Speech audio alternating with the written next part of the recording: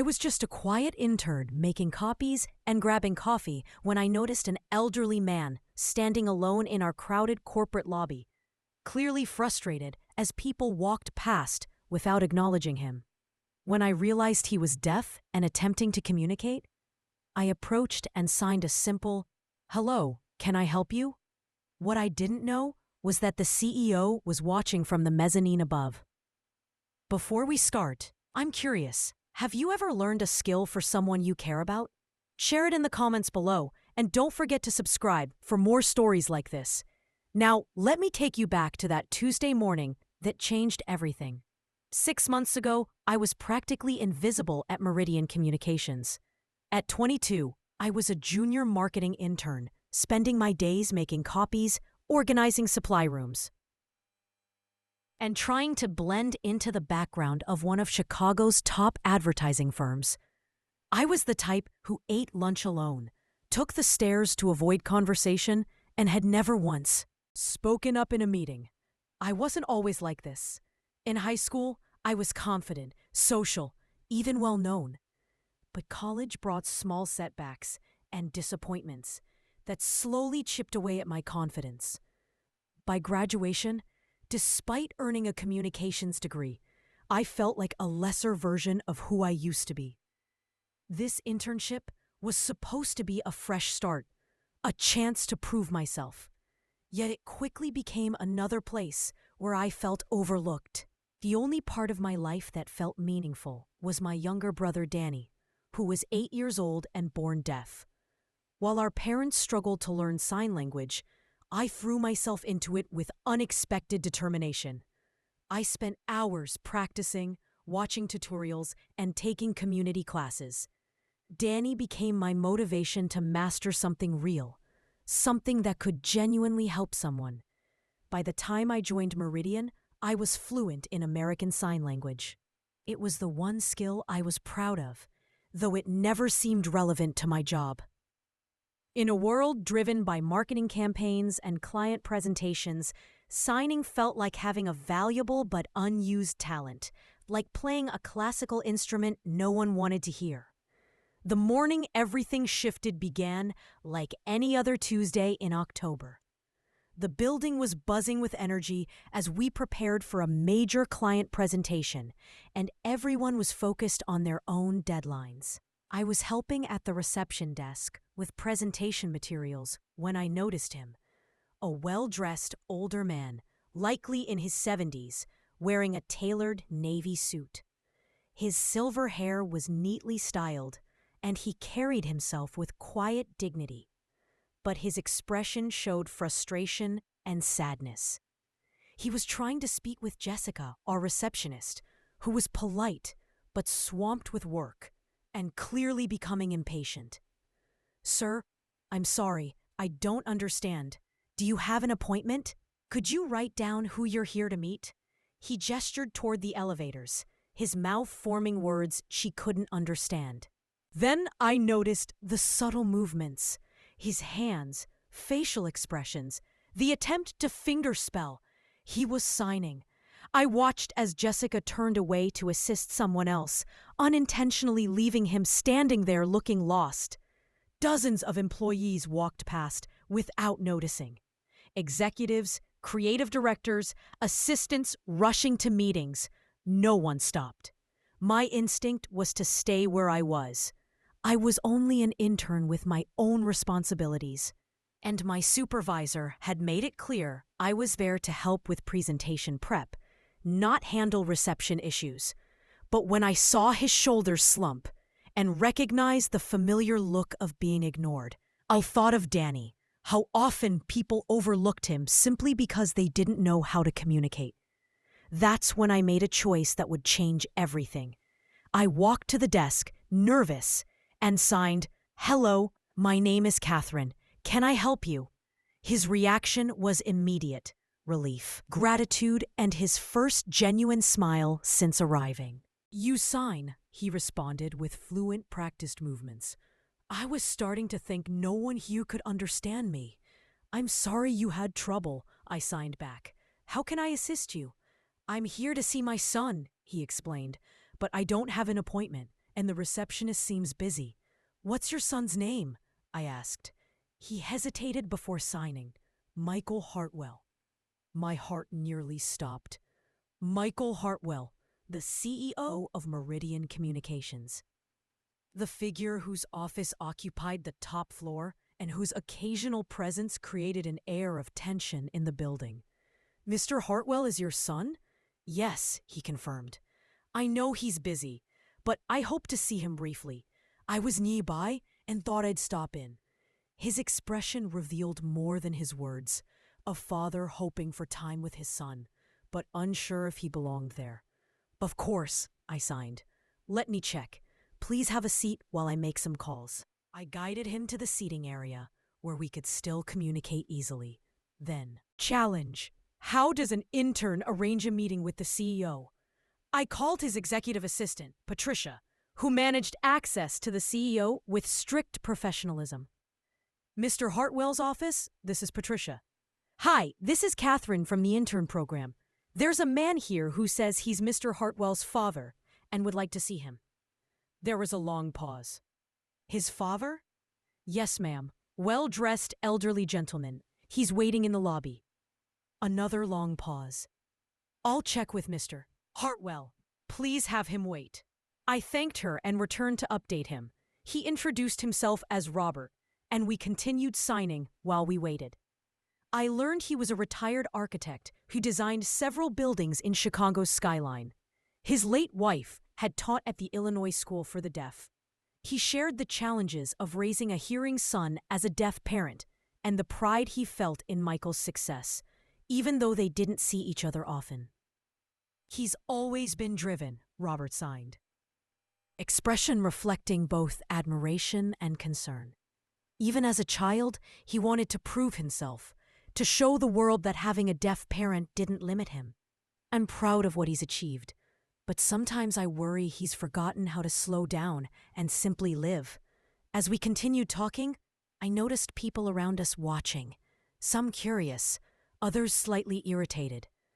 Jessica at reception kept answering questions about why sign language was suddenly happening in the lobby. 20 minutes passed, then 30.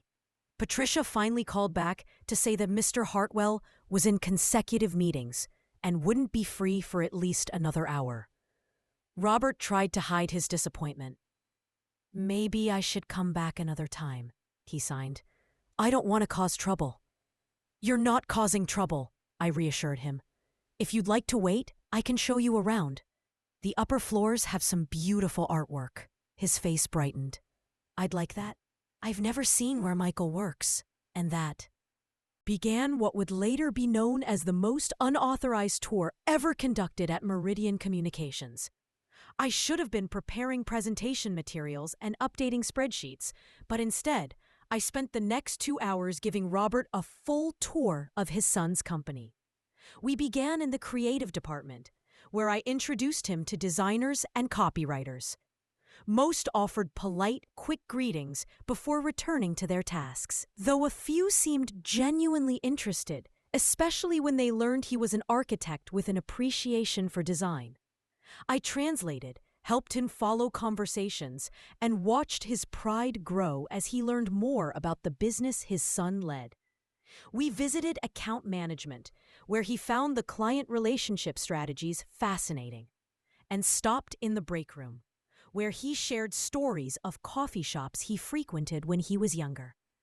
Meanwhile, my phone buzzed repeatedly with messages from Margaret, asking where I was and reminding me of unfinished work.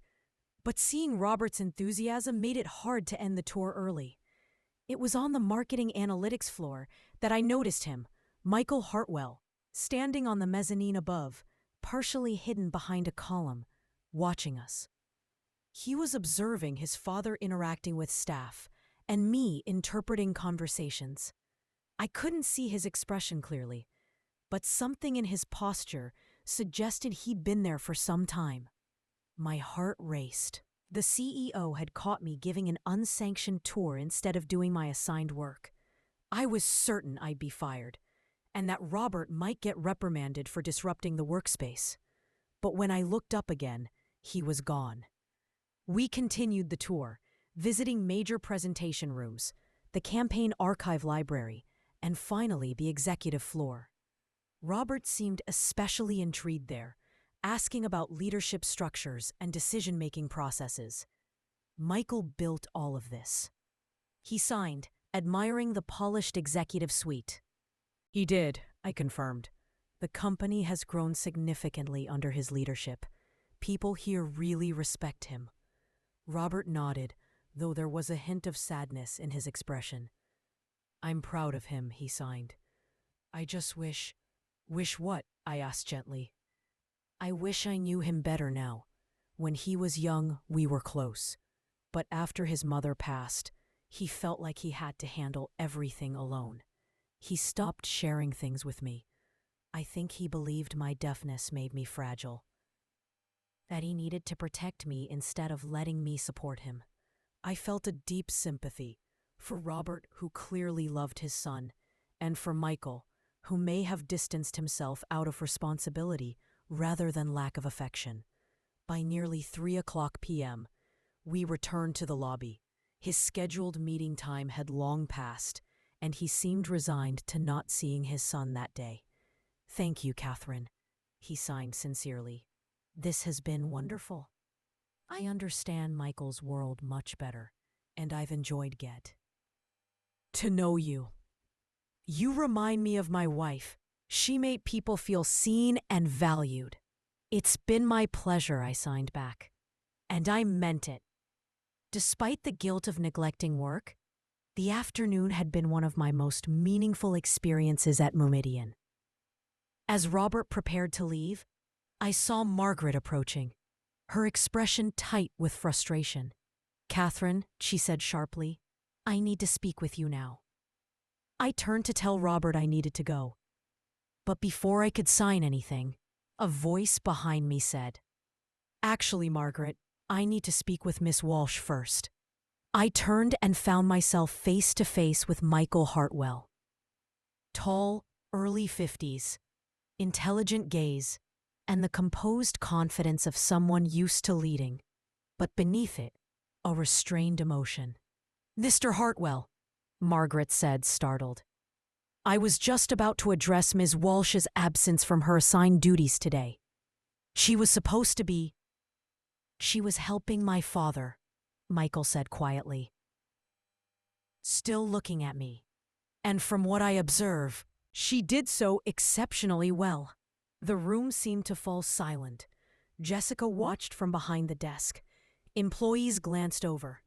Robert looked between us with growing understanding and pride. Dad, Michael said, his voice softening as he turned to him. Then, with visible effort, he began signing. Slowly, imperfectly, but genuinely. I'm sorry I kept you waiting. I didn't know you were here until... He paused, glanced at me, then continued. Until I saw you with Catherine. I've been watching you both for the past hour. I haven't seen you. Miss Walsh, will you join me in my office? I have some things I'd like to discuss. I followed him and Robert to the executive elevator. Margaret disappeared, likely unsure what to do next. The ride up was silent, except for the soft hum of the lift. Robert looked genuinely joyful. Michael's expression was serious, focused. His office was impressive. Floor-to-ceiling windows with a view of Chicago. Expensive furniture. Walls filled with awards and photos. But it felt strangely impersonal, like the space belonged to a title rather than a person. Please, sit, he said, motioning to chairs in front of his desk. Instead of sitting behind his desk, he took the chair beside his father, making the conversation feel more personal. Miss Walsh, he began, I owe you an apology and an explanation. I blinked, confused. So I should be the one apologizing. I neglected my tasks and... He raised a hand to stop me. You did exactly what you should have done. What I wish more of my employees. He paused, looking at his father with a mixture of love and regret. My father has visited this office only 3 times in the 10 years I've been CEO. Each time, he was treated like an inconvenience, like a disruption to the important work here. I watched my own employees make him feel unwelcome in a place that should have embraced him. Robert reached over and touched his son's arm, signing something I couldn't fully understand. Michael nodded and continued. Today was different. Today, I watched a 22-year-old intern step away from her assigned tasks to spend 3 hours making my father feel valued, respected, and included. I saw her translate conversations, build connections, and treat him not as a challenge or inconvenience, but as an honored guest. His voice grew thick with emotion. She gave him something he hasn't felt in years. The sense that he belongs in my world. Tears formed in my eyes. "Mr. Hartwell," I said softly, "I have a younger brother who is deaf. And I know how it feels when people ignore him or act like he isn't there. I couldn't watch that happen to your father. That," he said, "is exactly why I need to speak to you about your future here." My stomach dropped. I thought this was the calm conversation before being let go. "I understand if you need to fire me," I whispered. "I know I didn't complete my assigned work today." Michael looked genuinely confused. "Let you go? Miss Walsh, I want to offer you a job. A real job, not an internship." I stared, sure I misheard. "I'm sorry, what?" What I witnessed today showed me something missing in this company. A true commitment to inclusion and accessibility.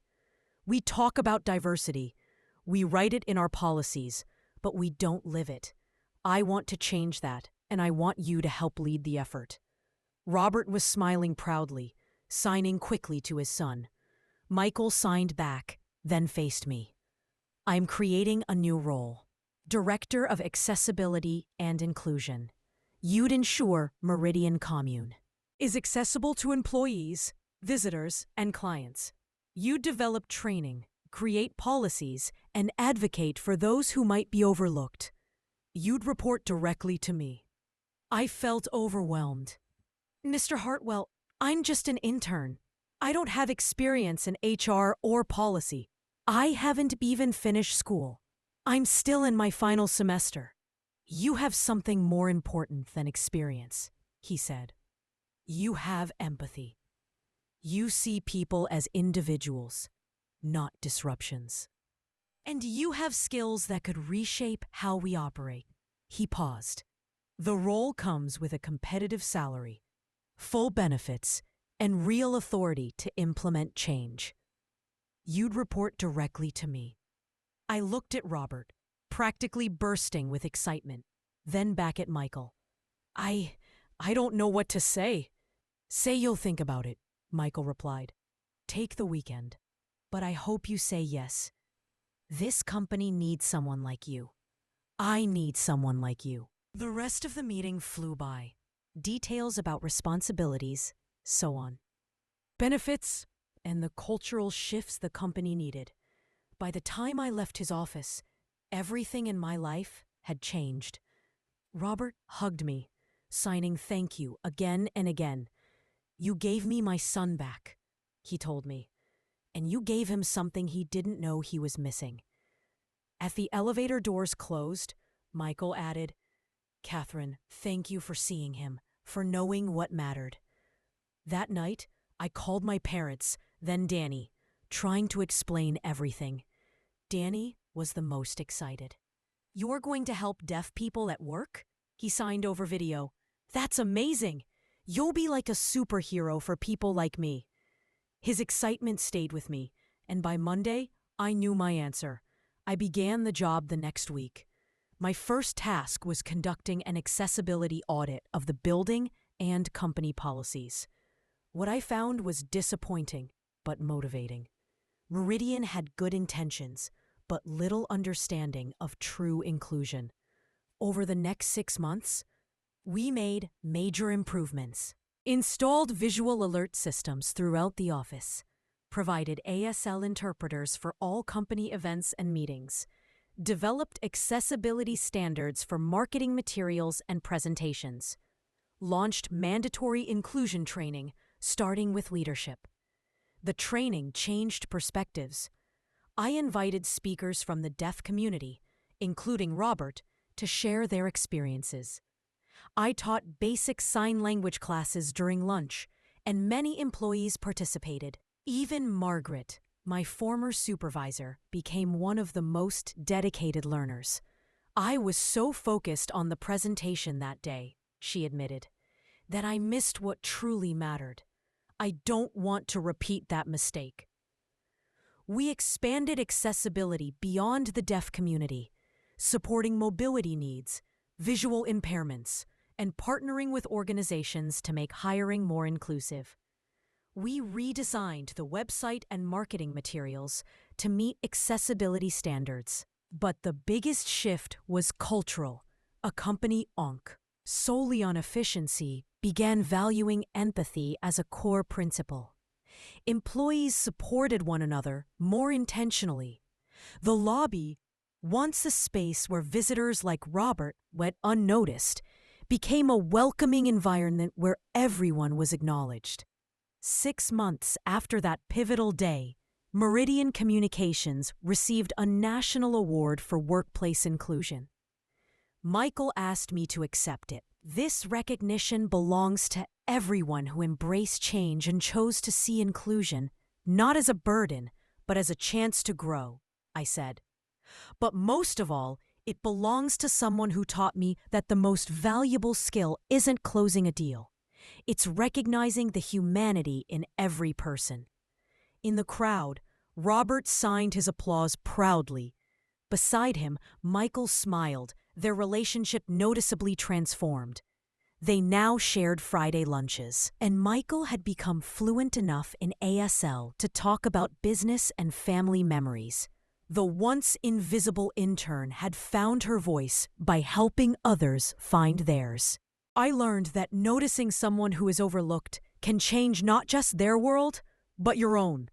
Danny visited often, and seeing him communicate confidently with employees who learned sign language for him always made me emotional.